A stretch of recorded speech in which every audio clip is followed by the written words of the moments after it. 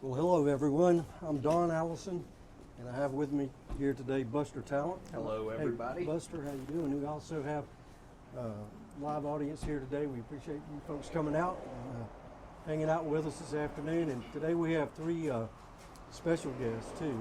We have Sky Chief, which is a group of young men that I've known for quite a while, and who have been played together for a while, a ways back, and have recently come back together. And today they're joining us here at the Old Sawtee store. And we have Mr. Trent Allison, we have Michael Crawford, and we have Anthony Foreigner here with us today. And together, collectively, they are Sky Chief. And we played with them earlier today, and they're just such a joy. And we just want y'all to tell us a bit about what you got going on and how you came to be together. And Yeah, man.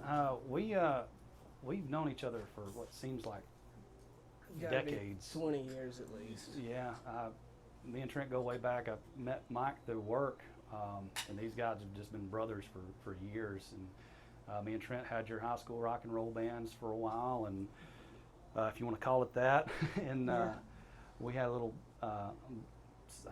quasi bluegrass band back in the day. We gigged a lot, CCG, and then we grew up. All of us have kids and big boy jobs, and can't get out on the weekends anymore. And when we do, it's usually for ball games and things of that nature. And we finally just got the itch, and it's like, let's get together and play some more. And we all fell right back in line. When you play with somebody for that long, it's when you get back together, it's like you haven't skipped a beat. And I think I speak for these guys and saying it's like a day hadn't passed since we started playing again. Yeah, I think I asked you if you wanted to do a Christmas album or something. Yeah, that is right. It did Christmas start thing. like that. And we got together, and I don't think we played one Christmas song.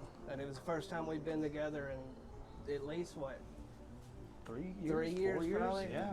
And within 2 weeks, we had, 3-4 new songs three, written? 4 new songs written, and, the chemistry's there, so we can't really shake that off. It's always going to be there.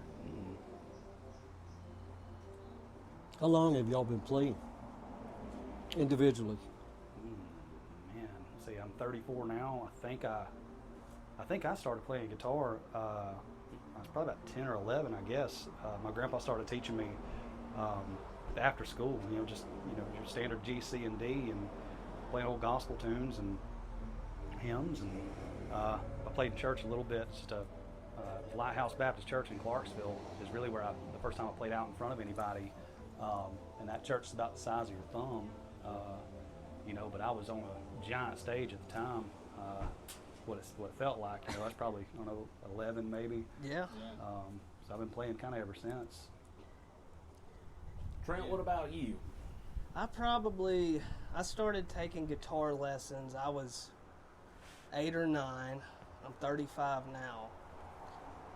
And you take guitar lessons, and you're learning Yankee Doodle and stuff like that, and it lasted about a month, and I quit doing that. And my grandfather, he plays bluegrass in a bluegrass group, and he used to get together once a week and do just a jam session, and I started going over there, and he kind of put a guitar in my hands and then started showing me some of that stuff. And even that, you're still not super interested in it, I don't guess. And I went to watch him play, I think at the American Legion, and they called me up there on stage. I was probably 11 at the time, and played one of those little fiddle tunes, and then the crowd started clapping, and I said, I need to play guitar.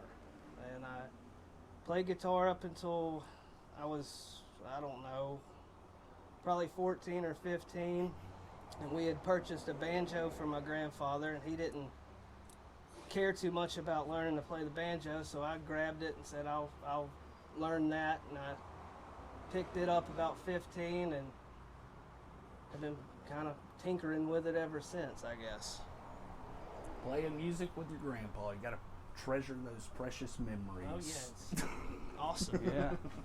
How about you? That's how it always starts, man. How about you, Michael? Yeah, I probably started.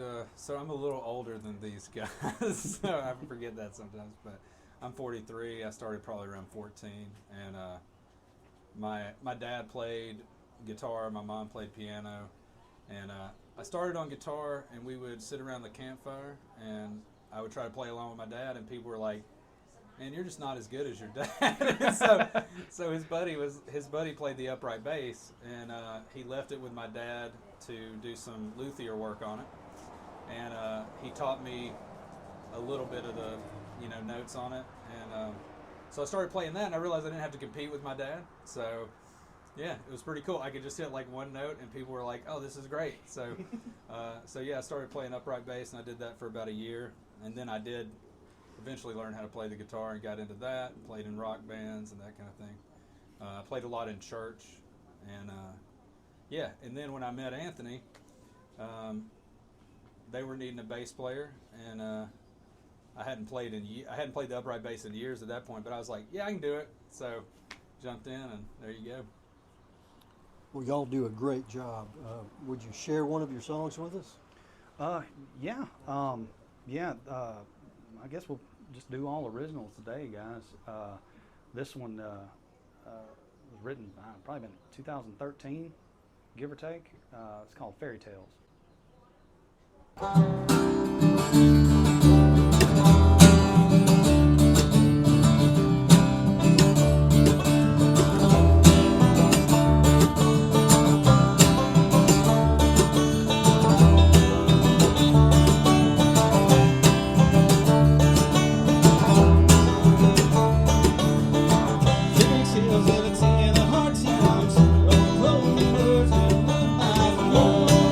know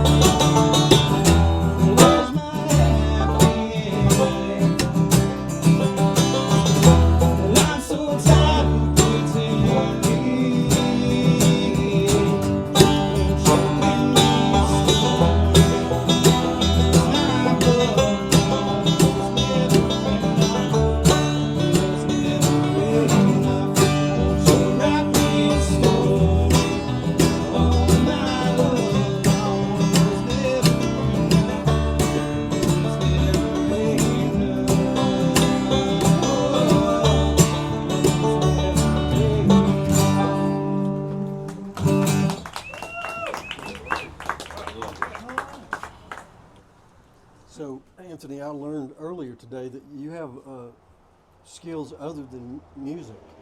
You're actually an Appalachian interpreter. Ah, yes. Yes. Please do tell. Yeah, so, there's different dialects of the southern drawl, I guess.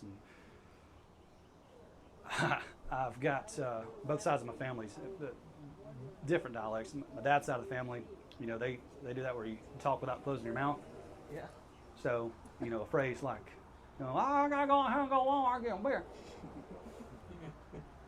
I'm sorry? That means I've got to go to Walmart and get some beer. Now, do you have family from Louisiana? That's where my mind goes to when I hear that type of accent. No, I've got, they all live in LA. Most of them do. It's lower alto. Lower out. Lower out. Yeah, no, and then, my dad, I don't know what happened. I think he might have watched Sling Blade one too many times, but he's got this, and I think it's because he just don't like people to approach him very often. But he's got this word talk like it right here. And I have to, my wife is like, I'm sorry, what does your dad say? I have to interpret, that for my wife. My mother's family, they all talk 90 miles an hour. My grandma, it's like talking in cursive. And you pick up about every other word. And so it's a very open household back then.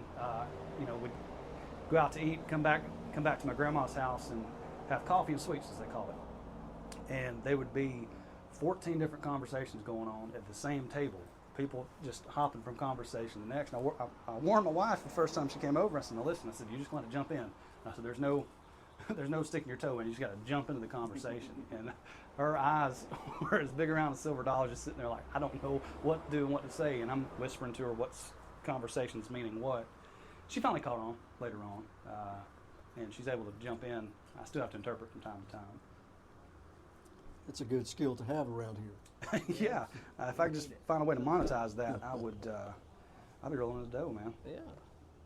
So what are y'all going to do? Keep writing and performing? And Yeah, we've got probably, what do we say, about 9-10 songs or something we've written collectively. 4 or 5 of those have been in the last 2 or 3 months. The plan is to record. Some of these were written way back when in our last band that just never released, so we reworked them for this. We're going to try to record them and haven't decided if we're going to try to release an EP or a full album, but the end goal is to, just me personally, I've always wanted something I've written and performed on vinyl. So the end goal is to have everything recorded and mastered and pressed to vinyl.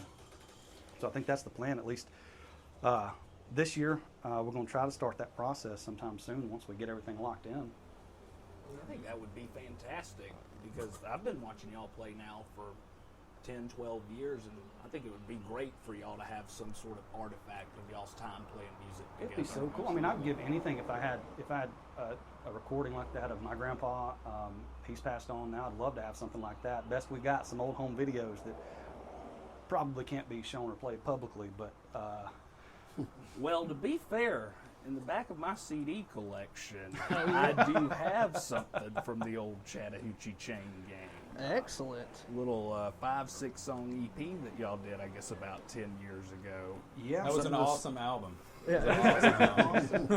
I can remember y'all recording it over at Michael's. Yeah, it was house. on a little Boss 8-track, A little straight Boss to CD. 8-track, did the whole thing, yeah. Yeah, had no idea what we were doing, but we made it work. I had no idea why I was there. I wasn't. hey, fellas, will you give us another one? Yeah. This is one. It's called "Town on Fire."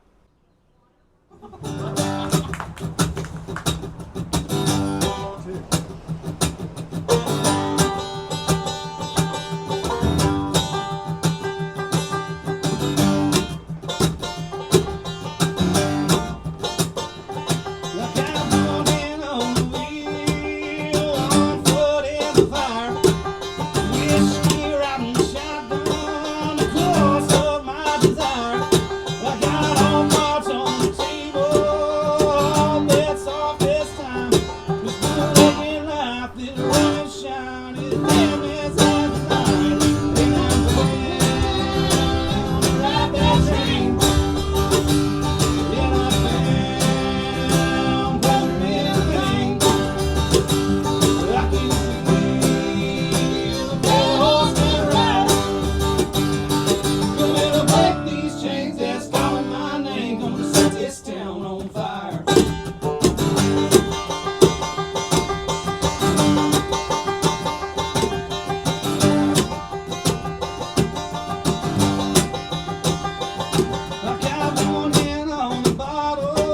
more than the grave. With a big stool by my side, a poison in my veins.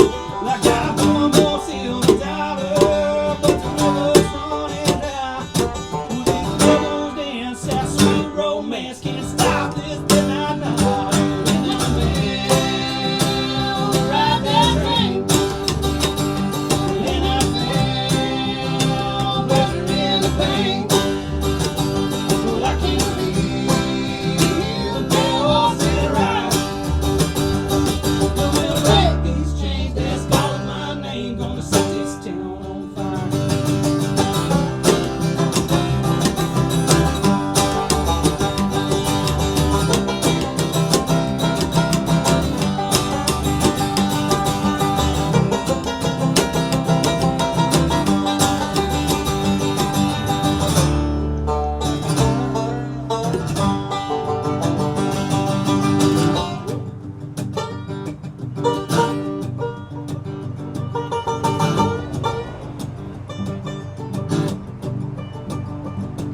As my hands begin to tremble, my knees begin to shake, my body broken and temple, the light begins to fade. As judgment falls upon me, the end is in my sights. Temptations and guides me, am I not making home tonight? And I'm bound, ride that train.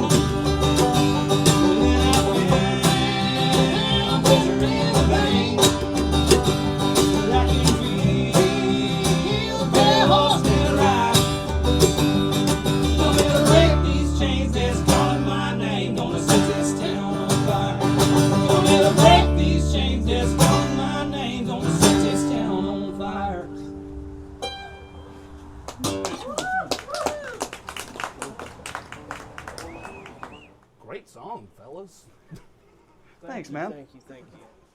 That's a newer one that he wrote not too. When did you didn't write it too long ago, did you? That's been a couple years ago. About 2 years. Yeah, that's about a moonshine bootlegger.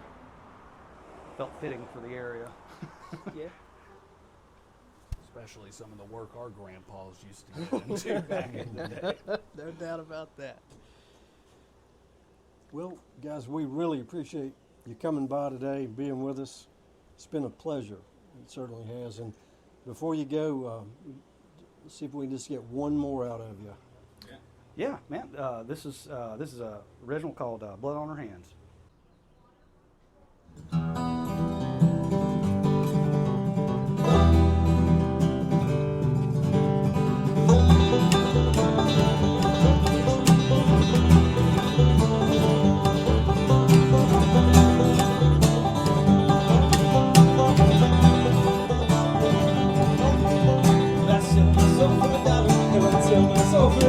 When I sell my soul for anything to get her off my mind, I've been out here around, I've been down here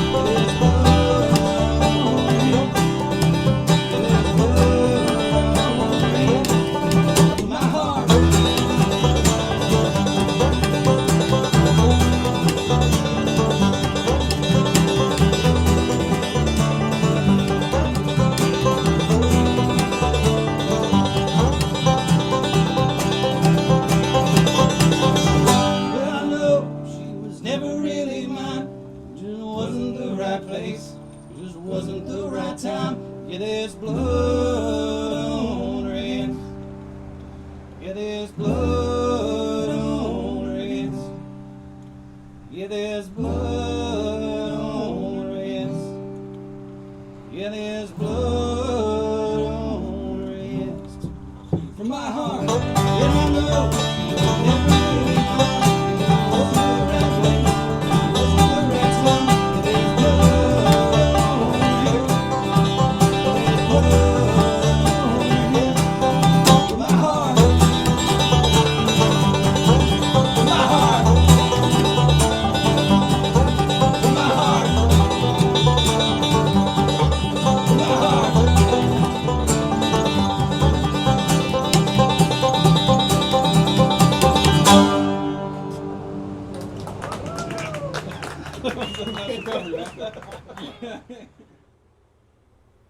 Ladies and gentlemen, the Sky Chief this week on the Front Porch Podcast. Tune in next week, and we'll see what we got going on then. Tom? Come listen to us and come by and visit with us. And, fellas, I hope y'all come back anytime you can. We really Yeah. Thank enjoy you it. It's for having always us. great to be here, This has man. been a always, blast, man. always a good time. And we'll see you next time on the Front Porch, the old Salty store.